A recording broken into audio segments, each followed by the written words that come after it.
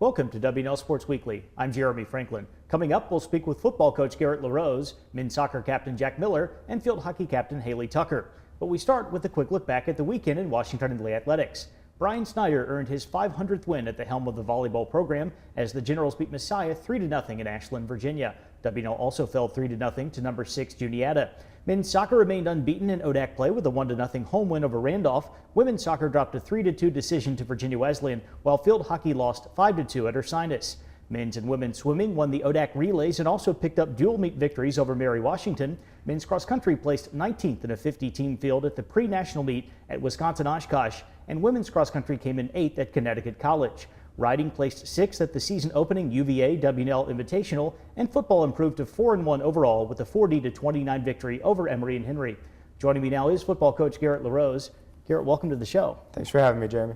4 years as a player, 10 years on staff, and now you've taken over the reins of the Washington League program. How has the transition gone during your first year as head coach? Well, it was a really exciting time when our athletic department made the decision, and the transition has been really smooth. It's been nice to know everyone in Lexington, so I said the hardest part a lot about taking a head coaching position is a lot of new people, but having a lot of staff in place that you're familiar with, from everyone from the facilities folks right down to your coaches and your players, has really made that easy. The other big part was the transition with the players. You know, the roster knows who you are. You recruited a lot of the incoming players, so you're not an unknown entity to everyone. So they have a good idea of what your foundations are, your philosophies are, and how you plan to attack it, and the guys have really done a great job of embracing it as we've moved into this season.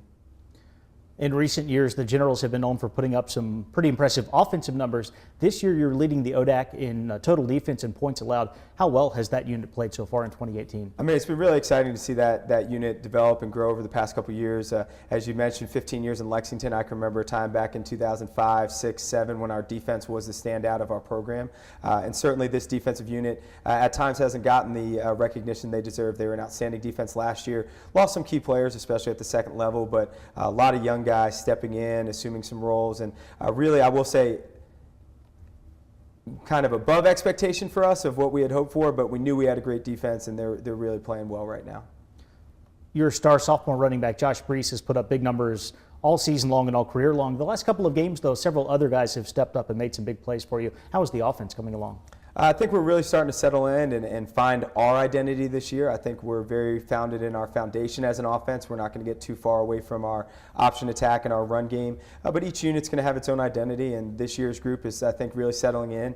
Certainly Josh gets a lot of attention from the defensive staffs everywhere, so we're finding different ways to get other guys involved to put a little less stress on him, but he's still been very productive in what he's been able to do this year for us.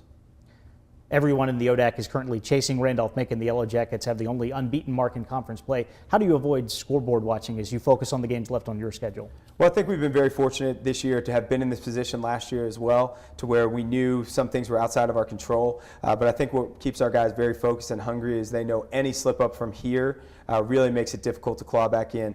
So we understand that we can't focus on what Randolph-Macon's doing, because as soon as we do that, if we slip up, then we're really out of the conversation. So we still need to remain focused on each week and making sure we keep ourselves in position and keep pressure on them.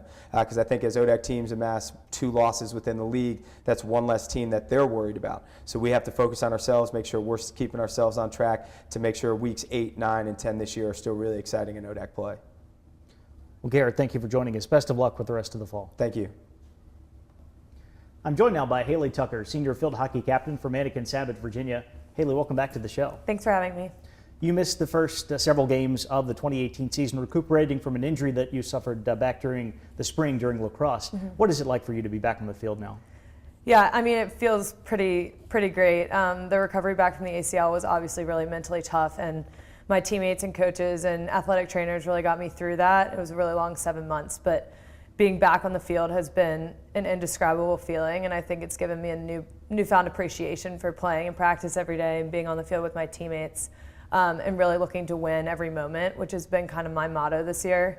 And I also think the injury really taught me lessons that I couldn't have learned on the field. So regardless, it was a learning experience, but I'm really excited that I was able to recover in time for the second half of the season.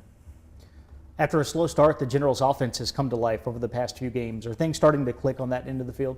Yeah, things are definitely coming together. I think in the beginning of this season, we had a lot of inexperience up front in the freshmen and sophomores that were getting a lot of playing time. but it's really kind of come together for us recently, and the experience that they got in the beginning of the season is starting to pay off now. So just being on the field and feeling what the offense is doing and having that kind of come together with some offensive firepower, goals being scored, I'm definitely seeing it coming together, and I think we're in a position for that to really peak going into the postseason. The Generals still have a shot at the #1 seed and home field in the ODAC tournament. What are the keys for W&L over your final 4 regular season games? Yeah, so we talk a lot about going game by game and really controlling the controllables, not really thinking about the uncontrollables. And with our loss of Bridgewater, we're obviously looking to see how the ODAC shakes out. It's a really close conference, and everybody seems to be beating each other, so it'll be kind of down to the wire for who gets first seed. But I really think that we have a shot, and it's really coming down to putting the little pieces together and going in with confidence, because we do have the skill and the talent to be that #1 seed and host again and bring home a second ODAC championship. So as you mentioned, W&L did win the ODAC title last year. You also claimed the program's first ever NCAA tournament victory. Will that give the team some confidence as you approach this year's postseason? Yeah, I definitely think it'll give us confidence, especially from the returners who were able to experience that championship last year in the NCAA run. But I also think it made us realize how hard it is, and we really can't underestimate any team. And I think we are a true testament to that. Our record is not really representative of the team we are. So I think even though we do have a target on our back, we're really motivated to put all the pieces together and work hard and come home with that championship. Haley, thank you for being here. Good luck with the rest of the season. Thanks for having me. With me in the studio is Jack Miller, senior soccer captain from Charlotte. Jack, welcome to the show. Thanks for having me. The Generals are battling through some injuries. You're also in a very busy part of the schedule right at the end of the regular season. How is the team continuing to get results despite battling this adversity? Well, luckily for us, we have a lot of depth on our team. We have plenty of players who can and have stepped up into the plate to fill in those positions. So luckily, because of that, we've been able to proceed throughout the season, business as usual. So. You have started 64 matches on defense for W&L over the past 4 years. You scored your first career goal against Virginia Wesleyan in September. What was that moment like for you? It was awesome. This is the first year I've been in a position where I can contribute to being involved in the attack.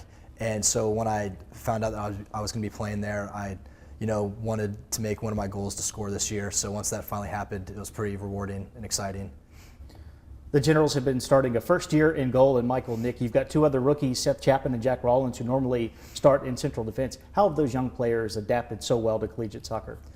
They've done a very good job. They're in pretty high-risk positions in terms of making mistakes, and I think they've handled the pressure really well. Obviously, there's always some more to be worked on, but overall, I think the entire team is happy with their performance, and I'm very confident playing at their side. You have a rookie goalkeeper in Michael Nick. The Generals also normally start 2 first years in central defense in Seth Chapman and Jack Rollins. How have those players adapted to the challenges of collegiate soccer? They've done a very good job. Both their positions are very high risk in terms of making mistakes, and I think they've handled the pressure really well. Overall, everyone on the team is happy with their performance, and I'm pretty confident playing at their side. The Generals are currently vying for home field advantage in the ODAC tournament. What is the significance of playing at home in the postseason? This is huge for us. I mean, just the ability of being able to sleep in your own bed, eat your own meals. We can use our own locker room and everything. We have all of our fans around the field and everything. I think it significantly increases our chances of winning, and that by doing so, that'll give us an automatic bid to the NCAA tournament. So. Well, Jack, thank you for joining us. Good luck with the rest of the year. Yep, thank you. Here's a look at the upcoming weekend.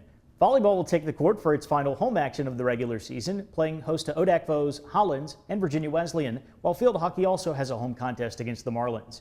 Swimming heads to Maryland to face Washington College. Women's soccer travels to Hollins, football visits Ferrum, and men's soccer hits the road to face Roanoke. For W&L Sports Weekly, I'm Jeremy Franklin. Thanks for watching.